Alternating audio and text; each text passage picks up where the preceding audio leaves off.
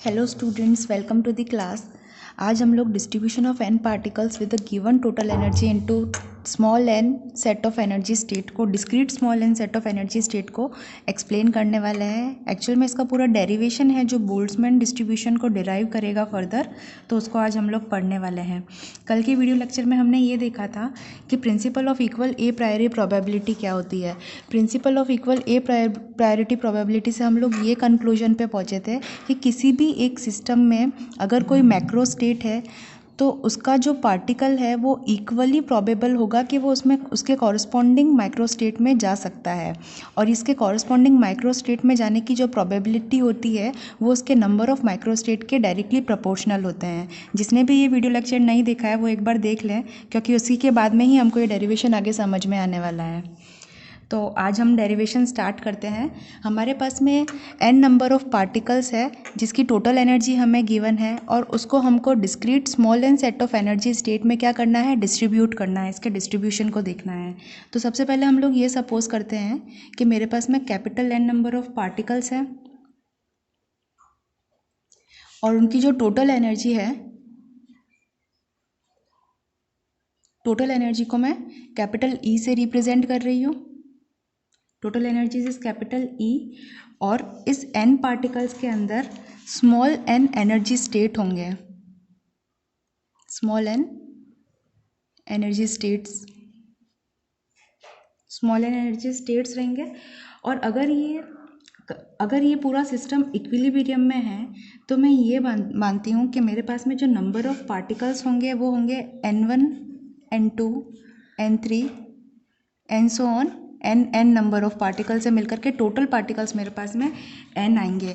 तो इसकी thermodynamic probability देखूं, थर्मोडायनेमिक प्रोबेबिलिटी का फॉर्मूला मेरे पास में रहता है W of n1 n2 and so on nn तक, जो रहेगा वो factorial capital N over factorial n1 into factorial n2 into factorial nn तक। ये फॉर्मूला हमने कल के वीडियो लेक्चर में देखा था। अब इसी फॉर्मूले से हम लोग डिस्ट्रीब्यूशन को पूरा डिराइव करने वाले हैं। तो इसके लिए मैं क्या लेती हूँ, taking log of the both the sides, by taking log on both sides we will get that log base E capital W will be equal to log base E n factorial, divide में है log करेंगे तो minus हो जाएगा। इसको मैं summation of r n r लिख सकती हूँ इस चीज़ को, तो मैं इसको लॉग लेकर के summation of r log base e n r लिख दूंगी फैक्टोरियल। ओके, अब इनके जो पर्टिकुलर लॉग के फॉर्मूला है इसमें हम लोग, क्योंकि हमारे पास में एन करके नंबर ऑफ पार्टिकल्स बहुत लार्ज हैं तो इसमें डायरेक्टली स्टिरलिंग फार्मूला लग जाएगा। स्टिरलिंग फार्मूला जो होता है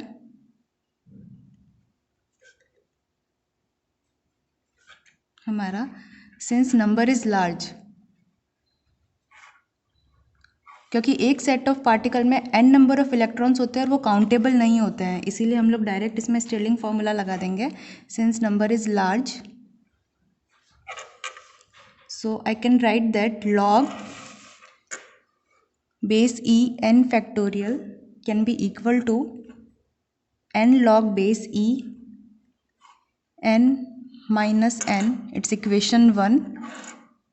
एंड सेकेंड पार्ट को भी हम लोग इसी फॉर्मूले में लिखेंगे, log base E small nr will be equal to nr log base E nr minus nr, it's equation 2। अब इक्वेशन 1 और 2 की जो वैल्यूज़ होगी इसको हम लोग मेन इक्वेशन में पुट करेंगे, तो हमारे पास में निकल के आएगा log base E W, W यहाँ पे थर्मोडायनेमिक प्रोबेबिलिटी है किसी भी पार्टिकल डिस्ट्रीब्यूशन सिस्टम की। अब इस इक्वेशन को जो वैल्यूज़ है डायरेक्टली यहाँ पे पुट करेंगे और फर्दर सॉल्व करेंगे बस।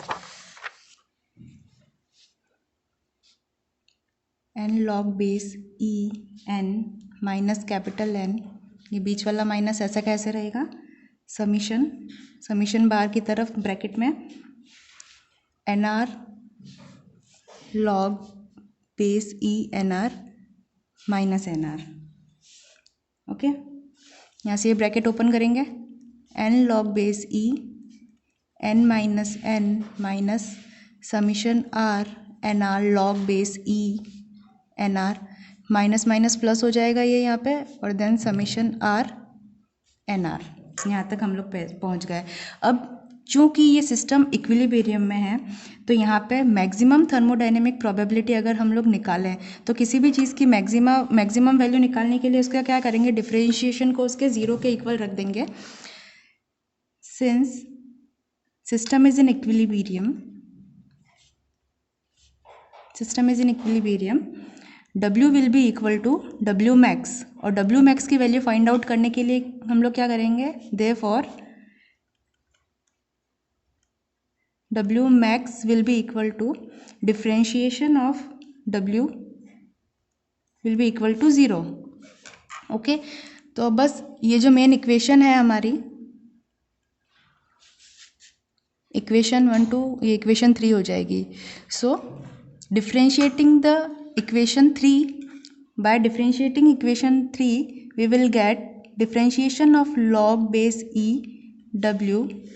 अब इसमें फर्स्ट टर्म का डिफरेंशिएशन करते हैं। फर्स्ट टर्म का डिफरेंशिएशन में मल्टीप्लायर वाला रूल लगेगा, एक को छोड़ेंगे एक को पकड़ेंगे, सीधी सी बात।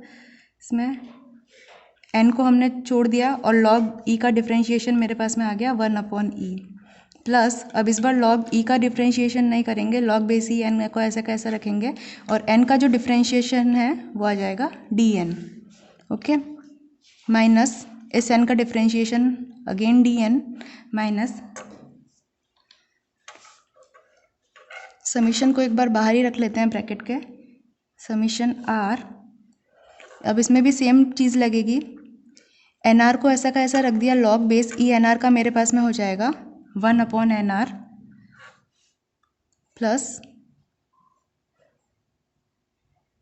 1/n r, del n r भी आएगा इसके साथ में, प्लस अब log base e n r को रख दिया और इसका क्या हो जाएगा, एन आर का d n r. Okay, plus summation of r d n r will be equal to 0।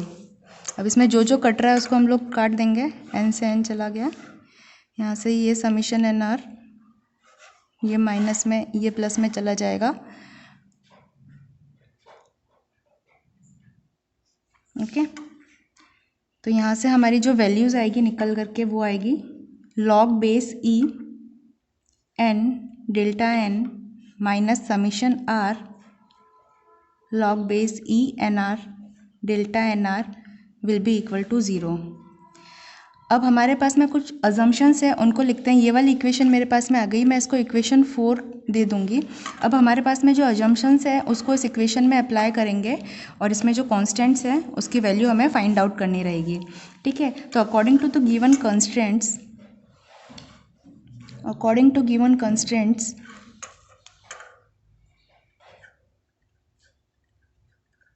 हमारे पास में फर्स्ट क्या है, या ए पॉइंट लिख देती हूँ उसको, टोटल नंबर ऑफ पार्टिकल्स हमारे पास में क्या है, n is equal to n1 plus n2 plus and so n, ये मैंने स्टार्टिंग में ही आपको बताया था। So I can write it as summation of n r will be equal to constant, क्योंकि n पार्टिकल क्या है, कॉन्स्टेंट टर्म है, और इसका अगर मैं डिफ्रेंशिएशन करूँ तो किसी भी कॉन्स्टेंट का अगर डिफ्रेंशिएशन करूँ that will be equal to 0।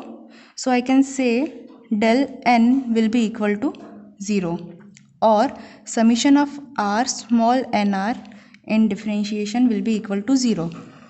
I can write it as equation A। Okay, और जो हमारा सेकेंड कॉन्स्टेंट्स है वो ये है कि जो टोटल एनर्जी होती है, सेकेंड कॉन्स्टेंट B इसको लिखती हूँ मैं, कैपिटल एनर्जी जो टोटल एनर्जी ली थी वो डिफरेंट एनर्जी स्टेट्स के अंदर रहेगी, यानी कि E1N1 plus E2N2 plus E3N3 and so on ENNN। Same इनका जो समीशन रहेगा, summation of r e r n r will be equal to constant, क्योंकि टोटल एनर्जी क्या रहती है, कॉन्स्टेंट रहती है। और इनका जो डिफ्रेंशिएशन रहेगा वो भी 0 के इक्वल हो जाएगा। तो समीशन आर ई आर इनका जो डिफ्रेंशिएशन रहेगा वो n r will be equal to 0। इसको इक्वेशन बी दे देती हूँ। तो अब ये जो सेकेंड वाला कंस्टेंट है वो हमको यूज़ नहीं आने वाला, बिकॉज हमारे पास में एनर्जी और पार्टिकल स्टेट के मल्टीप्लिकेशन की कोई टर्म है नहीं इक्वेशन 4 में। तो हम लोग जो हमारा फर्स्ट ए कांस्टेंट था उससे जो हमारी इक्वेशन निकली थी ए, इस वैल्यू को इस इक्वेशन 4 के अंदर पुट करेंगे तो डेल्टा समीशन एन आर की जो वैल्यू है, यानी कि ये जो वैल्यू है वो 0 के इक्वल हो जाएगी। तो हमारे पास में सिर्फ एक ही term, sorry, delta summation n जो है वो 0 के इक्वल रह जाएगा। ये टर्म जो है 0 के इक्वल आ जाएगी इस इक्वेशन से, यहाँ पे पुट करेंगे तो हमारे पास में सिर्फ एक टर्म रहेगी पूरी इक्वेशन में। तो हमारी इक्वेशन हो जाएगी summation of r log base e n r delta n r will be equal to 0। ये हमारी समीशन है, ये हमारी इक्वेशन है, जिसको मैं इक्वेशन 5 दे देती हूँ। तो ये जो इक्वेशंस है, तीनों इक्वेशन ए बी और ये जो इक्वेशन 5 है, ये तीनों एक दूसरे से इंडिपेंडेंट है। तो इसके लिए जो स्टैटिक्स लगेगी वो भी क्या होनी चाहिए, अलग अलग होनी चाहिए। तो इसके लिए हम लोग मेथड ऑफ अनडिटरमाइंड मल्टीप्लायर्स को अगर यूज़ करें तो इसमें दो कांस्टेंट टर्म्स मेरे पास में आती है। Method of undetermined multipliers, method of undetermined multipliers को मैं क्या करूँगी, जो इक्वेशन ए है उसको मैं लैम्डा से मल्टीप्लाई करूँगी और आई कैन से equation A multiplied by lambda, okay. और इक्वेशन बी से तो हमको कुछ काम ही नहीं है। और जो नेक्स्ट इक्वेशन है,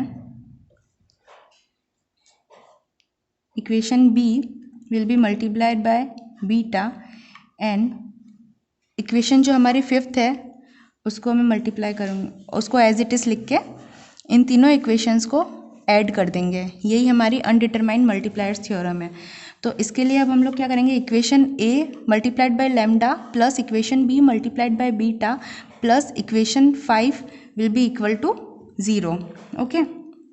सो इसको मैं क्या लिख सकती हूँ, इस पूरे समीशन को बाहर ले लूँ, summation r log base e n r plus lambda plus beta